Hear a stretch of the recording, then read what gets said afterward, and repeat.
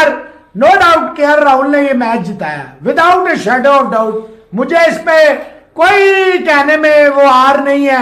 40 odd की partnership, then movement of share जिसे कहते हैं ना ब्लाइंडनेस, ब्लैंक हो जाना। लेकिन केएल राहुल जितना भी दे, एक चीज मुझे समझ नहीं आती, मुझे अभी भी नहीं समझ आ रही, वो ये चीज है कि देखें मैच इंडिया जीता, इनिंग्स केएल राहुल ने खेली, मैच केएल राहुल ने जितवाया, लेकिन क्रिटिसिज्म बाबर आजम पे क्यों हो रहा है?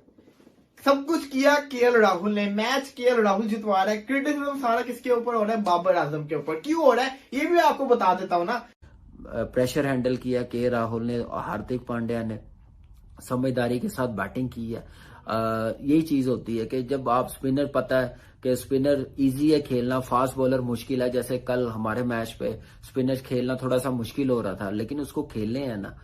खेलना कैसे है, जैसे आज फास्ट बॉलर खेलना मुश्किल हुआ था इंडियन बैट्समैनों के लिए, उसको कैसे दोस्तों कल भारत और श्रीलंका के बीच दूसरा वनडे मुकाबला खेला गया। इस मैच में श्रीलंका 215 रन बनाकर ऑल आउट हो गई। लक्ष्य का पीछा करने उतरी भारत की टीम की शुरुआत बहुत अच्छी थी, लेकिन 5वें ओवर की आखिरी गेंद में 33 रन पर भारत का पहला विकेट गिरा। इस विकेट के बाद एक एक करके विकेट गिरते रहे और भारत का स्कोर 4 विकेट के नुकसान पर 86 रन हो गया। इस वक्त मैच फंस चुका था। तब बल्लेबाजी करने आए हार्दिक पांड्या और केएल राहुल ने भारत की पारी को संभाला और इन दोनों के बीच अभी 75 रनों की साझेदारी हुई थी कि 161 रन के स्कोर पर भारत का 5वां विकेट गिरा हार्दिक के रूप में, लेकिन केएल राहुल अंत तक टिके रहे और भारत को मैच जिता दिया।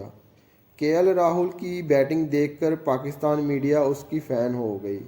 आइए देखते हैं पाकिस्तान मीडिया ने केएल राहुल के बारे में क्या कहा।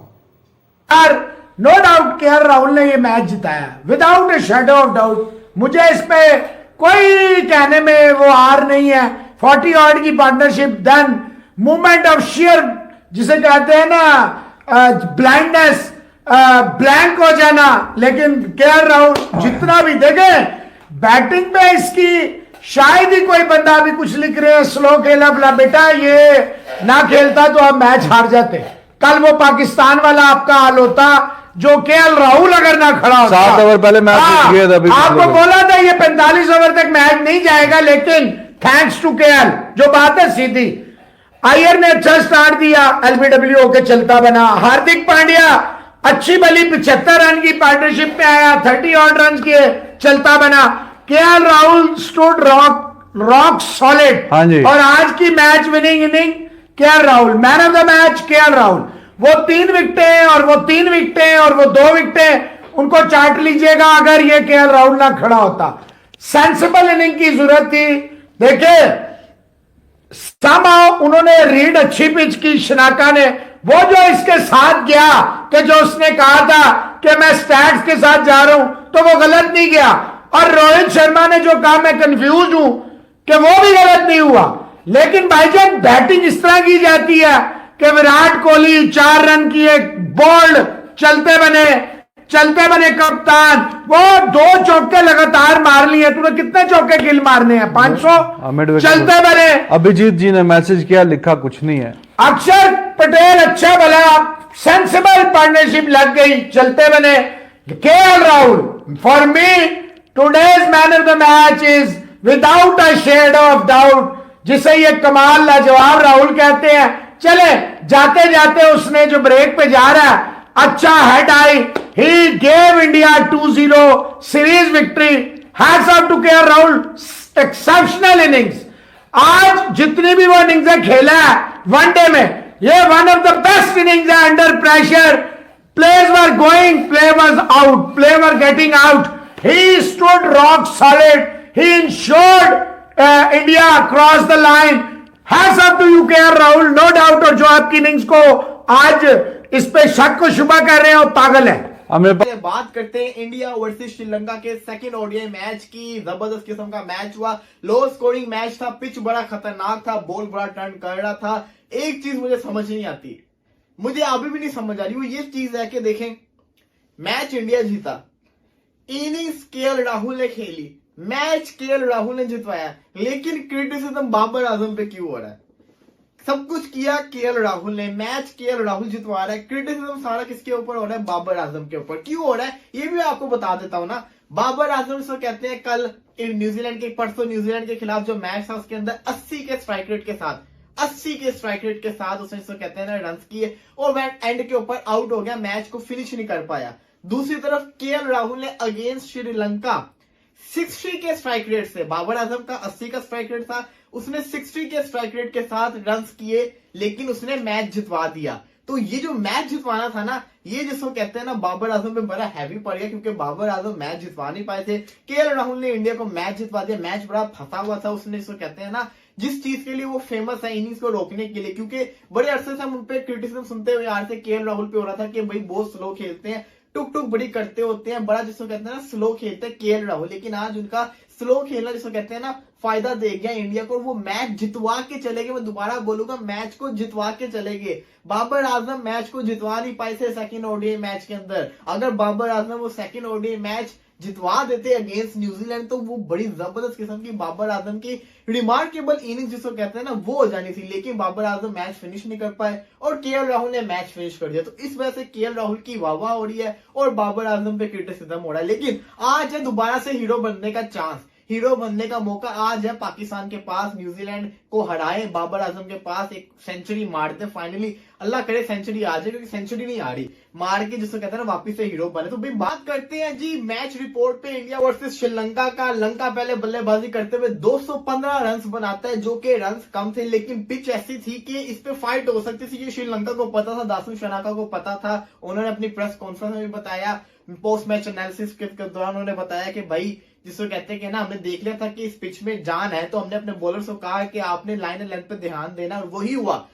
कोहली को एज लग के कोहली अनलकीली आउट होते हैं, उनकी किलियां उड़ जाती है। उसके अलावा रोहित शर्मा इसको कहते हैं आउट हो जाते हैं, गिल आउट हो जाते हैं, 3 अर्ली विकेट गिर जाती है। लेकिन उसमें केएल राहुल और श्रेयस अय्यर की एक छोटी पार्टनरशिप लगती है, श्रेयस अय्यर भी आउट हो जाते हैं, लेकिन केएल राहुल लगे रहते हैं, एक एंड को संभाले रखते हैं। हार्दिक पांड्या आते हैं, वो भी रन करते हैं, पार्टनरशिप लगती है, अच्छी खासी पार्टनरशिप लगती है। फिर हार्दिक पांड्या भी चलते हैं, लेकिन उसके बाद अक्षर पटेल आते हैं, वो जो 21 रन करते हैं ना, वो जो आजकल जिसको कहते हैं ना कैमियो अदा कर रहे हैं, थोड़े थोड़े रन्स करते हैं, लेकिन जबरदस्त किस्म के यूजफुल रन्स करते हैं, वो इंडिया को बड़ा फायदा दे रहे हैं। और इंडिया के मैच जीतने में अक्षर पटेल का हमेशा बड़ा इंपॉर्टेंट रोल होता है। और मैं समझता हूं कि जो इंपैक्टफुल प्लेयर थे ना इस मैच के, वो अक्षर पटेल थे एक तरह से। बेशक कुलदीप यादव ने विकेट ली, केएल राहुल ने रन की, लेकिन जो अक्षर पटेल एक कैमियो अदा करते हैं ना, ये बड़ा यूजफुल होता है। अगर बात करें केएल राहुल की, तो भाई जबरदस्त किस्म की इनिंग्स थी, स्लो इनिंग्स थी, लेकिन मैच विनिंग इनिंग्स थी। अगर आप अपनी टीम को मैच जितवा रहे, तो आप बेशक जितना मर्जी स्लो खेलो, आप 200 बॉले भी खेल जाओ, 200 बॉलों पे 50 करो, लेकिन अगर आपकी टीम आपकी इनिंग्स की वजह से मैच जीते, तो उसका मतलब है कि वो आपकी इनिंग्स बेस्ट इनिंग्स थी। और मैं समझता हूं कि बेशक केएल राहुल ने 60 के स्ट्राइक रेट से खेला, लेकिन वो जिसको कहते हैं ना नीड थी, वो जरूरत थी उस टाइम की कि वहां पे आपको स्लो खेलना था। हाँ, अगर वो वहां आउट हो जाते और इंडिया मैच हार जाता, फिर सारा का सारा क्रिटिसिज्म किस पे होना था? केएल राहुल पे होना। लेकिन उन्होंने मैच को हारने नहीं दिया, उन्होंने मैच इंडिया को जितवाया और 7 ओवर पहले जितवाया। तो इसका मतलब है कि केएल राहुल ने इनिंग्स को समझ के खेला और इंडिया को इसको कहते हैं ना बचा लिया। प्रेशर हैंडल किया के राहुल ने, हार्दिक पांड्या ने समझदारी के साथ बैटिंग की है।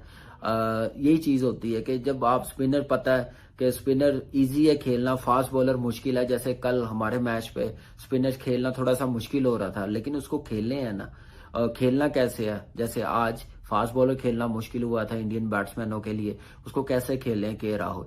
ये देखिए मेंटली कितने स्ट्रॉन्ग है, एक टेक्निक होनी चाहिए कि कैसे टैकल करना, कैसे रन्स करने हैं। तो ये आर्ट के राहुल में और हार्दिक पांड्या में है कि प्रेशर को हैंडल करना, ऐसी मुश्किल बॉलिंग को कैसे रन्स करने, ये सारी चीजें आज के मैच में नजर आई हैं, जो हमारी तरफ से कल नहीं हुई। इतना बड़ा टोटल वो भी नहीं था, पाकिस्तान में क्रिकेट हो रही है, इजी होना चाहिए था, पहला मैच जीते हुए थे।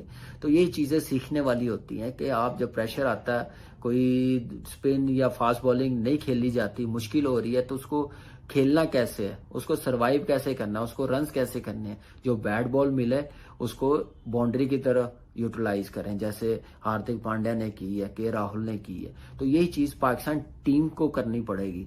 नेवर नो, कल के मैच में भी ऐसा हो, लेकिन उसको खेलना है। बड़े बैट्समैन है, मैच विनर है, हमारी बैटिंग लाइनअप अच्छी है, हमारे मुल्क में हो रही है, थोड़ी दिलेरी के साथ खेलना पड़ेगा। तो यही चीजें सारी हम लोगों ने दूसरे ओडीआई मैच में लैग की है। लेकिन खैर आज के मैच में बड़े जबरदस्त तरीके से इंडियन टीम ने प्रेशर को हैंडल किया। आया भी है, 4 आउट हो गए थे, लेकिन उतना ही जबरदस्त फिनिश करके गए हैं। यही एक मैच्योरिटी है, अच्छे प्लेयर की निशानी है कि कंडीशन को कैसे असेस करना, उसके मुताबिक कैसे खेलना, मैच को प्रेशर से कैसे निकालना, ये चीज नजर आई है इंडियन टीम की तरफ से। हार्दिक पांड्या और अय्यर ने ठीक है 28 रन बनाए हैं, बड़े इंपॉर्टेंट। अक्षर पटेल के 21 रन है।